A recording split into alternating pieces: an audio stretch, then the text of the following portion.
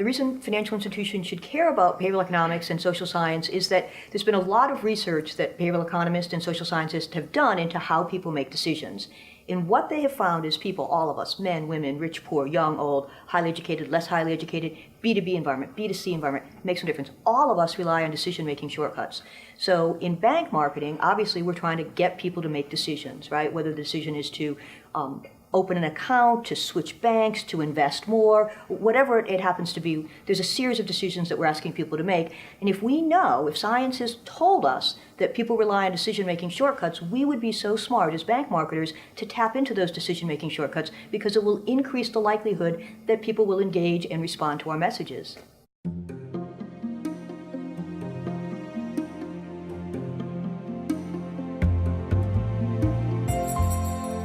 So there's actually a really good one. I wish I had worked on this, I didn't. But Merrill Lynch was trying to overcome something known as temporal discounting. The idea is that we prefer short-term rewards versus long-term rewards. So if you're talking about investing for your retirement, saving for your retirement, you think, I've got plenty of time for that, right? There's a long time horizon. So instead of taking this $100 and putting it in my retirement account, I'm going to go out to dinner this week, or I'm going to, go on vacation, blow it in Vegas, right?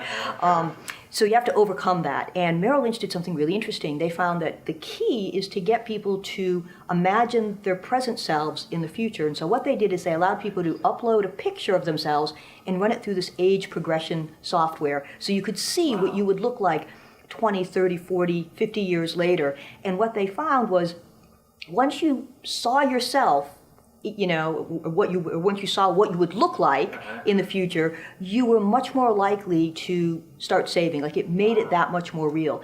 At the last agency I worked at, we ran a similar experiment, and we found a less expensive way to do it, actually. We found a way to do it with copy, where we could kind of prime people with certain language that helped them think about themselves in the future, imagine themselves in the future, and then act accordingly, which we were really psyched about, because while the age progression software is very cool, it's a little bit more expensive than, just having some copy written. So, but very interesting things going on in this space.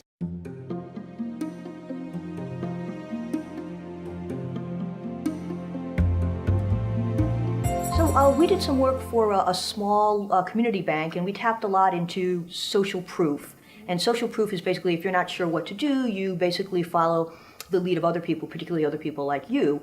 So we leveraged the fact that a lot of people in the area, 9 out of 10 as a matter of fact, recommended this particular bank. And so again, you have a lot of different banks to choose from. Do you really want to spend all the time trying to figure out which one, weighing the pros and cons? The decision-making shortcut is, oh gosh, if 9 out of 10 people like this one, I'll just go to that one. And we used that very effectively. They hit it hard. Yeah, it wasn't necessarily like the catchy headline or the big concept, but it was a strong support point on everything they did. For the same bank, we created a direct mail package that was hands down, in their words, the best checking acquisition package they had ever done. Really? And what we did is we tapped into something known as the commitment and consistency principle. Once you can get a small yes, you're much more likely to get a second yes, a third yes, a fourth yes. You just have to get that first yes, and then you can build from there. So we looked at the bank's customers, people who had something other than a checking account. And checking accounts can be great, because once you get that checking account, it's kind of sticky. You've got some hooks in there, and they don't leave. But we looked at people who had maybe taken out a student loan or an auto loan, or maybe they had an IRA, some small thing. And we wrote to them and we said, listen, because you already do business with us, we'd very much like to do more business with you. Right. We'd like to make you aware of this special checking account that's available. Here are some good reasons why we think you'd like it. But just leading with that reminder that they'd already said yes to us before, and they didn't need to think about us the way they think about a brand new bank. Just like we got that first small yes, and then we're upping the ask for the second larger yes. It worked really, really well for them.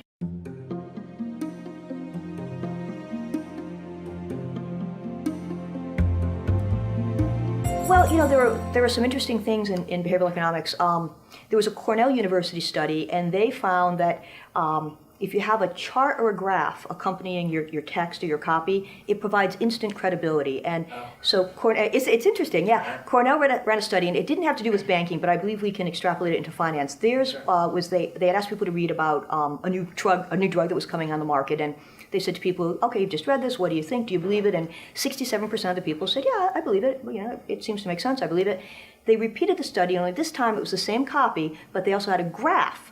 And the number jumped from 67% to 97%. And what the researchers found was it wasn't that the graph added additional information, it wasn't that it made the information more clear, it was that it lended like scientific truthfulness, scientific veracity. It's like, well, it must be true. There's a graph. I'm not really going to read the graph, but there's a graph there. It just signals like, oh, it must be true. So that's a perfect thing for, I mean, I would never suggest you make up a graph, but you know, if your content lends itself to a chart or a graph, and very often financial copy does, use it, because it's that decision-making shortcut. It's like, oh, okay, this just seems more believable. I just think that, you know, going forward, the financial vertical can tap into behavioral economics and social science to their advantage, the way many verticals can. It's something that's becoming more and more embraced, and we're seeing the results, and the results are positive, and I would encourage any financial institution to check it out.